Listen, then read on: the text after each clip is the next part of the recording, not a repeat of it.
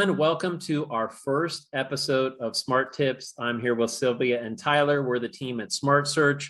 Between us, we're somewhat, mainly Sylvia and I are embarrassed to say, we have over 60 years experience in the industry. Everything from working in the applicant tracking industry to starting staffing firms. Tyler, of course, was the son of the founder of SmartSearch, so he was born into this, whether you liked it or not. So we're giving you some insights into very important HR and HR tech topics. So Sylvia had the opportunity to pick our very first topic, which is moms in the workplace. Sylvia, let me hand off to you. Thanks, Bill. I'm really excited to talk about this topic because it's a challenge that has been rolling along really since the pandemic started. I was talking with Margaret Hester at Enterprise Car Rental during our very first diversity in the workplace. We were talking about how women face unique challenges in finding the work-life balance, and how in the last 24 months we've seen this dramatic increase or decrease in women's representation in the workplace. I'm talking in the workplace in general, that while 59% of the workers are women, the percentage of women in the workplace has dropped to 57% in 2001. And that we could talk more about representation in the boardroom and so forth. But the discussion was really around some of the challenges that women face to overcome the setbacks from the pandemic and continue to progress their careers.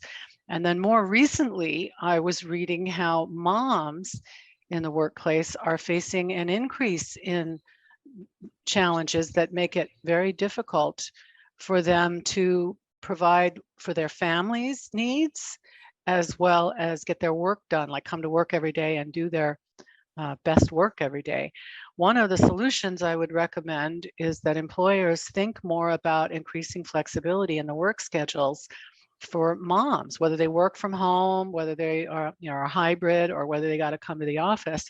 Help parents, and not just moms, but parents better juggle their job with their family obligations, because family obligations are snowballing. And I think Tyler's going to talk about that a little bit.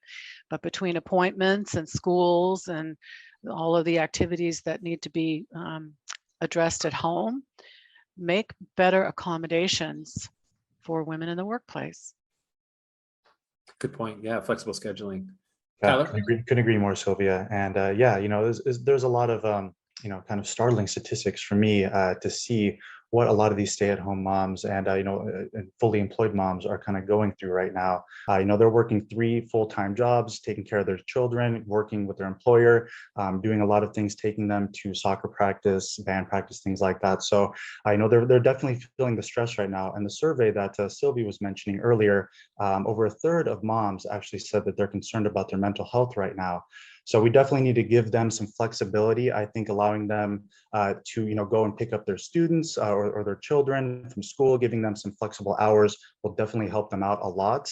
And then nearly half of them feel they don't get enough support from their employers. So tying into that, they really just need to feel the support from their employers, give them some flexibility around drop-off times and pickup times for school.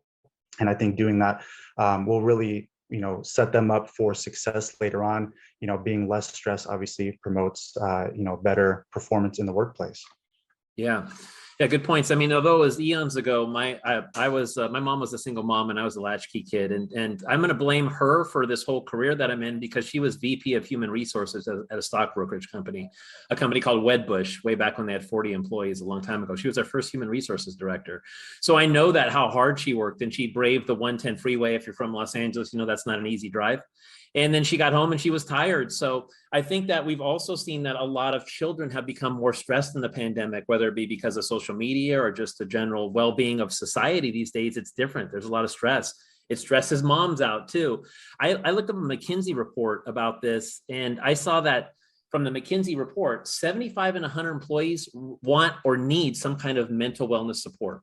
24 and 100 need as far as counseling and psychotherapy, and then 1 out of 100 need more intense therapy. That's the majority of the workforce. So I think this is a really important point. I think moms are really the foundation of society. And now that they're having to work even harder, it's important to look after their well-being. Some solutions that I thought about were actually mentioned in this article as well, which we'll post. And by the way, we want your feedback. For those of you that are watching, this is a dialogue. The Smart Tips are meant to start a dialogue.